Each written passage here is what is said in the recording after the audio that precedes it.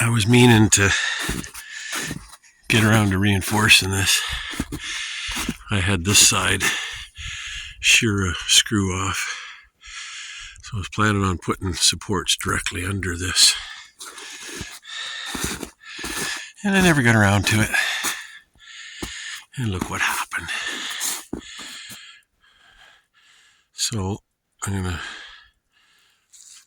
get my roof rake and I'm gonna pull that stuff off and get her back up. Don't know if I'll reinforce that today or not. We're about to go into a deep freeze. We've got about an hour of no snow if I'm lucky, but man, it's been above freezing and snowing all night. I have to go up to the driveway and see what the heck I'm going to do. I think I'm going to have to just let it freeze. It's too heavy to move with a snowblower. It's too much to move with a shovel, so I'll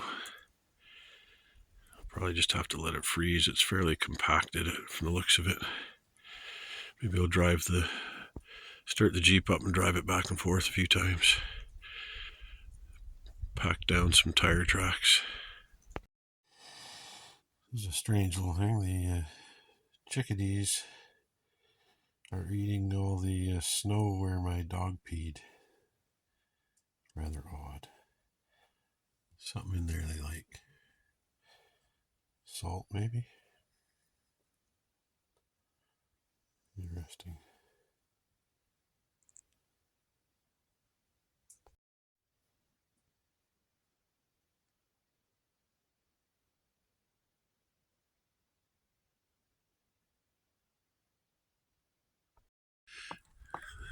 The sun's actually breaking out here. It's what is it, a Tuesday morning? Oh boy. As soon as the sun comes out, the wind picks up too. Oh, this isn't good. These trees are just loaded. Oh, here it comes. Honestly, there's just as much snow in the friggin' trees as there is on the ground.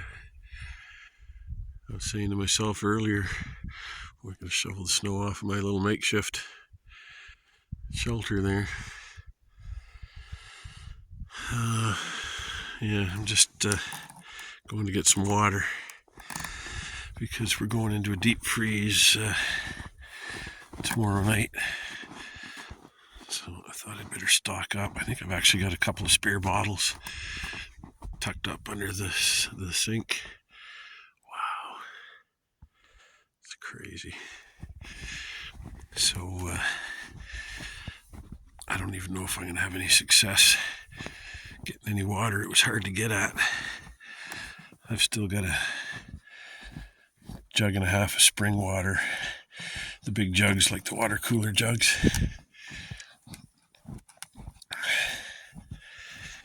Man, I gotta plod through this. I actually started shoveling some of it, but I should don my snowshoes. Oh, I forgot my Jeep keys. I gotta retrieve. I forgot what they're called. I looked them up. The little things on the end of ski poles that keep them from going through the snow. Because I've got some of those for my walking sticks. I use them when I go snowshoeing. Wow, that's my little bridge there. I cannot believe how much snow we've gotten. Oh, there's something living underneath the log there. Bunny rabbit.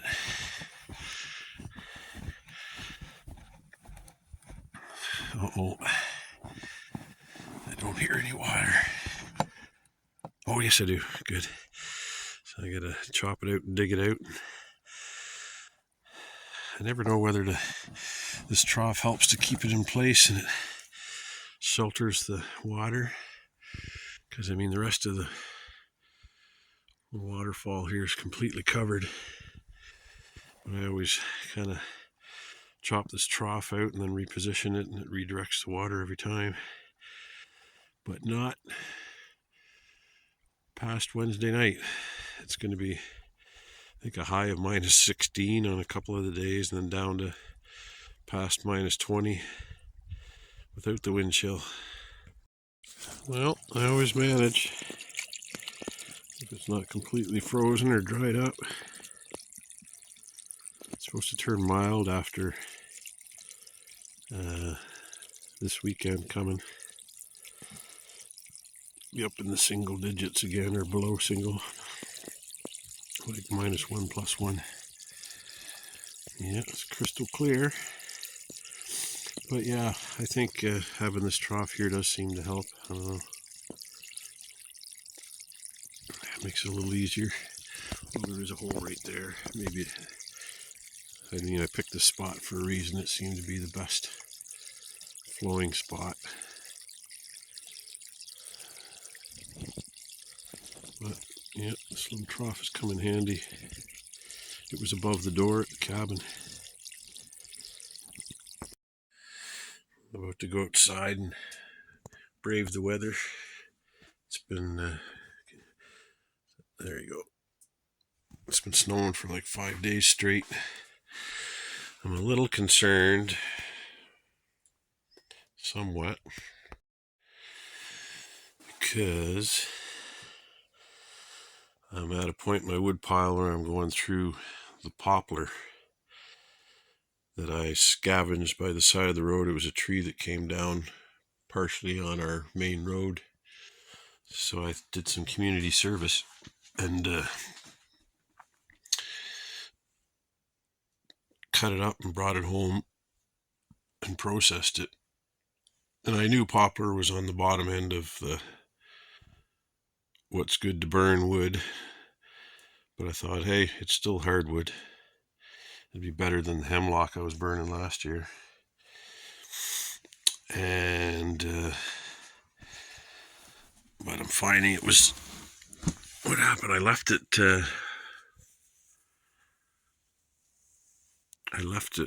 fully tarped, and a bunch of moisture condensation got under, and just the wood never dried out before everything froze. And I'm finding it's drying. I corrected that and just put a tarp on the very top, so it started drying out. But what I'm finding is it's got a very thick bark, and I'm having to peel the bark off, which isn't very hard to do. I just put a little pry bar between it, and it just pries right off, a little scraper. And it burns better because it just holds so much moisture. Here's a piece that I just pulled off. So it's like really thick. And I just toss that back outside. Or actually, once you pull it off, it dries out a lot better. I've even been putting some of it on top of the stove to dry out, but you can see them down to the last few pieces, and you can also see the sun's come out. It teases us once in a while. But I'm going to go dig through the pile. I'm pretty sure I got some birch and a tiny bit of maple down here. I've got a bunch of maple at the back end. See the sun there? At the back end of the wood pile up by the driveway. I may have to dig into that. What I'm concerned about is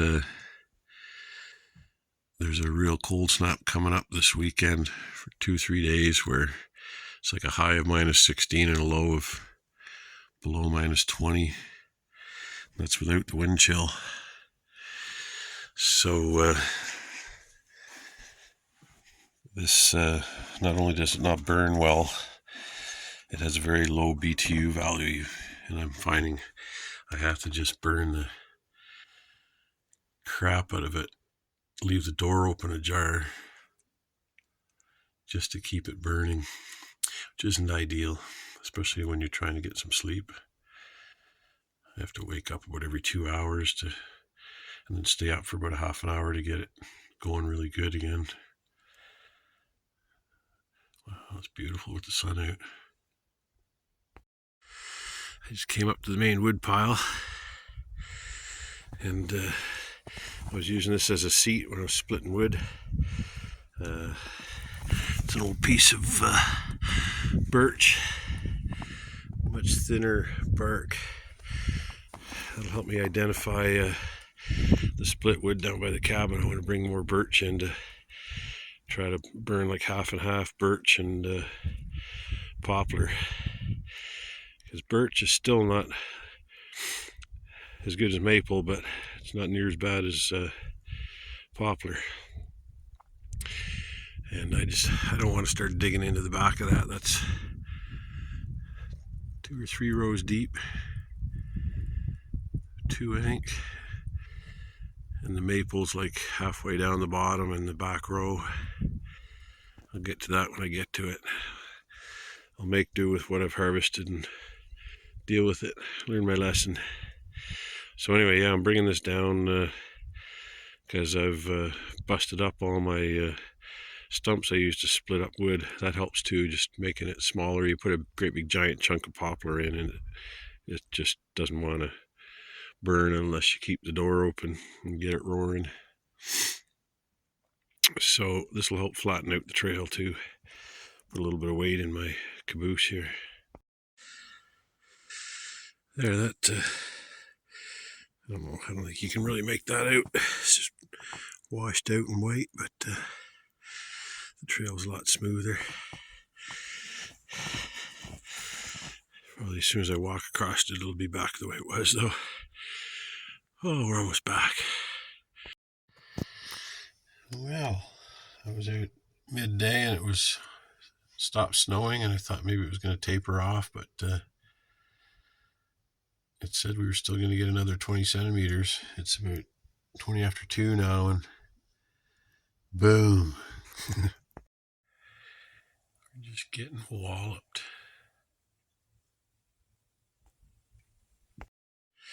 Boy, this little toboggan sure earned its keep. I bought it used. I think I got it for like $50, but yeah, there's $180 worth of groceries, some beer. Might have one of those. And here we go into the cabin. Well, it's time.